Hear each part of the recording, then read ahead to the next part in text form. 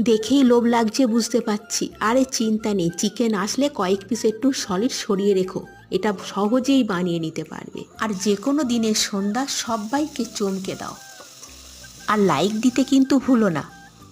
তোমরা দেখলে কড়াইতে পেঁয়াজ রসুন আদা সব কষিয়ে নিয়ে বেশি কিছু মশলা দিয়ে এবারে চিকেনটা যেটা রেখে দিয়েছিলাম সেটা ছোট ছোট করে কিউব করে কেটে কষিয়ে চাপা দিয়ে রেখে দেবো।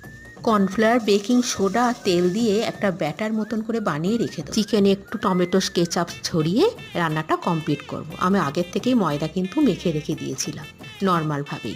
এবার ওই হালকা করে বেলে ওই যে ব্যাটারটা করে রেখেছিলাম সেটা ভালো করে ছড়িয়ে দেখো ভাঁজটা আমি যেভাবে দিই এভাবেই যদি দাও আর ওই যেভাবে ব্যাটারটা আমি বানিয়েছি ওই উপকরণগুলো দিয়ে বানাও তাহলে খাস্তা তো হবেই। আর ভাজো আর মন ভরে খাও। টাটা।